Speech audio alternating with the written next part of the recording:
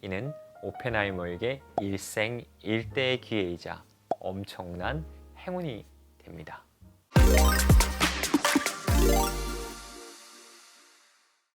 안녕하세요. 현재에도 큰 영향을 줄 정도로 업적을 남긴 발명가들 중 평범하지 않은 어린 시절을 보낸 소위 우리가 이야기하는 금쪽이 발명가들이 많다는 사실 알고 계시나요? 오늘은 문제 속에서 숨은 재능을 찾아내고 또 금쪽이를 천재 발명가로 키울 수 있는 특별한 멘토에 대해서도 우리 함께 이야기해보고자 합니다. 크리스토퍼 놀란 감독의 영화 오펜하이머 아마 많이 보셨을 것 같은데요. 원자폭탄을 발명한 맨하튼 프로젝트에 참여한 수많은 물리학자들이 그 영화에 등장합니다. 오펜하이머, 아인슈타인, 닐스 보어 등 여러 과학자들이 등장하는데 그 시대 발명 과학자들의 모습을 현실적으로 구현한 명작이 아닐까 생각이 듭니다. 이 영화 인물 가운데 맨하튼 프로젝트 리더이자 또 물리학자 오펜하이머에 대해 이야기를 우리 함께 나눠보고자 합니다. 1904년 뉴욕에서 태어났으며 유대계 독일 이민자의 아들로 자라난 오펜하이머는 아버지는 아주 성공한 사업가였고 어머니는 아주 뛰어난 예술가였습니다. 어린 시절 오펜하이머는 상당히 개구지고 또 장난꾸러기이자 호기심이 아주 많은 지적인 아이였습니다. 재미난 일화 여러 가지가 있는데 한 번은 화학 시간에 배운 걸 응용해 독성 물질을 집에서 실험하다가 집안을 난장판으로 만든 적도 있죠. 또 학교에서는 본인의 지식과 이론이 더 맞다며 선생님과 논쟁을 벌이기도 했습니다. 하지만 또 오펜하이머는 뛰어난 점도 있었는데 독일어로 된 과학 논문을 초등학교 때 번역해 부모님께 설명할 정도로 언어와 과학에 아주 능통했다고 합니다. 하지만 이런 오펜하이머는 사회성이 조금 부족해 친구들과 잘 어울리지 못해 종종 괴짜로 불리기도 했죠. 이런 아이를 어떻게 양육할지 고민하던 부모님은 그의 호기심을 적극적으로 지원하고 또 관심 분야에 더더욱 흥미를 가질 수 있도록 도와주었다라고 합니다. 예를 들면 언어에 필요한 자료라든지 과학에 필요한 장비, 그런 책들을 아낌없이 제공했죠. 이런 어린 시절을 지나 오펜하이머는 1922년 우리가 잘 알고 있는 하버드 대학교 화학과에 입학하게 됩니다. 얼마나 영지였던지 하버드 대학교 화학과 4년 과정을 3년 만에 최우수 조기 졸업을 할 정도로 천재적 재능이 있었다라고 합니다. 더 넓은 꿈을 쫓아 영국 케임브리지 대학원으로 와서 공부하고자 했지만 그 당시 미국은 교육 문화로 이류로 속하였기 때문에 인지도가 많이 없어 오펜하이머는 많은 무시를 당하게 됩니다. 그때 오펜하이머는 좌절감, 또 열등감, 또 여러 가지 정서적 결핍으로 신경쇠약 및 우울증을 호소하게 되죠. 그 시절 장기적으로 지속이 되자 담당 지도교수에 대한 복수를 실행합니다. 생각해보면 참 끔찍한 행동인데 교수가 먹으려던 사과에 몰래 주사기로 독을 주입하여 그것을 통해 살인미수를 저지르게 됩니다. 다행히 범행이 발각되죠.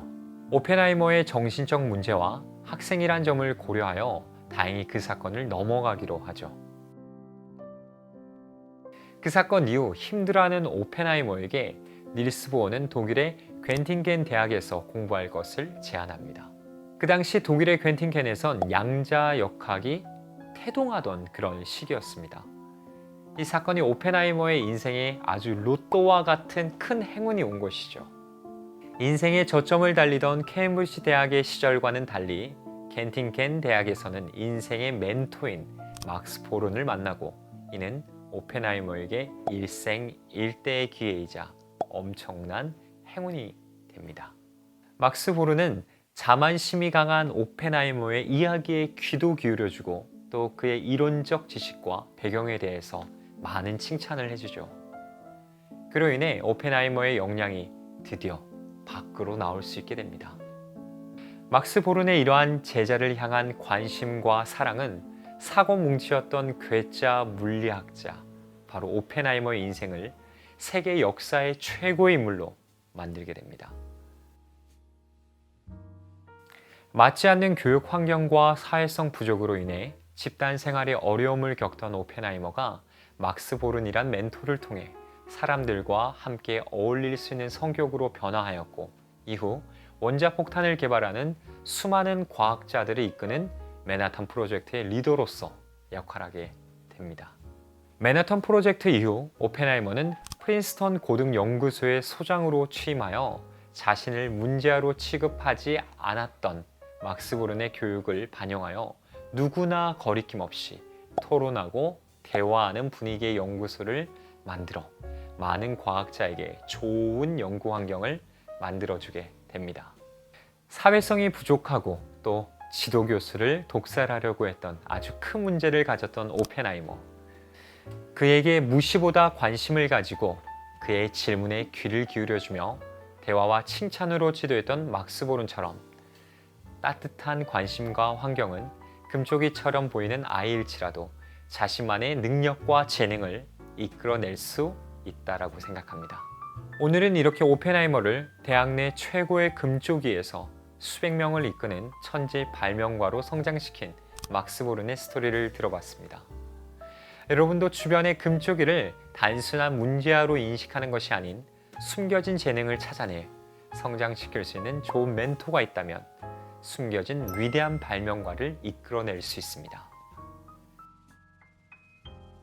현대시대의 위대한 발명가를 발굴하고 성장시켜주는 기관이 있으신 거 여러분 알고 계신가요? 바로 한국발명진흥회입니다. 이제는 상상하는 모든 것이 현실이 되는 소위 4차 산업시대가 왔습니다. 우리는 이제 창의적인 역량을 발휘하여 지식재산권을 통해 시장을 선점하는 것이 굉장히 중요해졌는데요. 그래서 발명과 혁신이 우리의 미래와 국가 경쟁력을 좌우하는 핵심 키워드가 된 것을 여러분도 이해하고 계실 것입니다. 하지만 아무리 뛰어나도 혼자는 한계가 있기 마련이죠. 그래서 한국발명진흥회가 좋은 멘토로 또 여러분의 막스 보른이 되어줄 것인데요. 한국발명진흥회의 목표는 상상력을 일깨워 국가 경제가 활성화되는 것이기 때문입니다. 저도 여러 가지로 큰 도움을 받고 있는데요. 여러분도 한국발명진흥회와 함께 하셔서 기회를 가져보시길 바라겠습니다. 감사합니다.